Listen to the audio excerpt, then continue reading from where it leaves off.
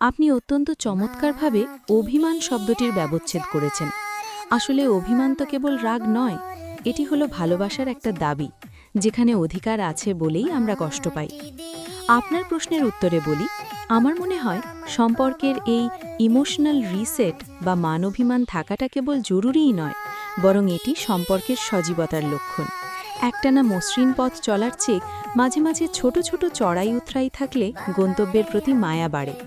ওই যে আপনি বললেন, পৃথিবী ধূসর হয়ে যাওয়া বা মনের ভেতরের শূন্যতা, এই অভাবটুকুই আমাদের বুঝিয়ে দেয় অন্য মানুষটি আমাদের জীবনের কতটা বড় অংশ জুড়ে আছে।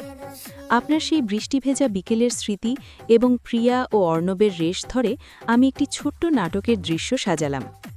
নাটক এক চিমটি অভিমান। চরিত্র অর্ক, শান্ত স্বভাবের তবে একটু জেদি। নীলা, আবেগপ্রবণ এবং মানবিমান একটু বেশি। দৃশ্য ১। স্থান একটি কফি শপ। বাইরে ঝিরিঝিরি বৃষ্টি পড়ছে। অর্ক একা জানালার পাশে বসে কফির কাপে চামচ নাড়ছে। তার চেহারায় এক ধরনের বিষণ্ণতা। কয়েকদিন ধরে নীলার সাথে তার কোনো যোগাযোগ নেই।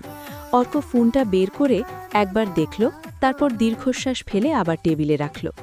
এমন সময় ছাতা হাতে ভেজা শরীরে নীলা প্রবেশ করল। সে অর্কের উল্টো দিকের চেয়ারে এসে বসল। দুজনেই নীরব। অর্ক নিস্পৃহ কণ্ঠে, আসবে জানলে 1 কাপ কফি অর্ডার করতাম। নীলা বাইরের দিকে তাকিয়ে, কফি খেতে আসেনি, তাহলে এই বৃষ্টিতে ভিজে আসার কি দরকার ছিল? নীলা তীব্র স্বরে, দরকার ছিল। জানতে এসেছিলাম গত 4 দিন যে একটাবারও ফোন করলে না, তোমার কি একবারও মনে হলো না আমি কেমন আছি, নাকি আমি না থাকলে তোমার পৃথিবীটা রংচঙে হয়ে যায়? অর্ক চুপ করে থাকে। সে নীলার চোখের দিকে তাকাতে পারছে না। দৃশ্য 2। কিছুক্ষণ নীরবতা। কফি শপের হালকা মিউজিক বাজছে। নীলার চোখে জল চিকচিক করছে। অর্ক ধীর গলায়, আমার পৃথিবীটা ধূসর হয়ে গিয়েছিল নীলা। আসলে আমি ভাবছিলাম সবসময় তো আমিই আগে কথা বলি, এবার না হয় তুমিই আগে বললে। এই জেদটাই কাল হলো। নীলা, এটা জেদ ছিল না অর্ক, এটা ছিল অবহেলা। অভিমান তখনই হয় যখন মনে হয় কাছের মানুষটা আমার নীরবতা পড়তে পারছে না। আমি চেয়েছিলাম তুমি আমার জেদ ভাঙাও।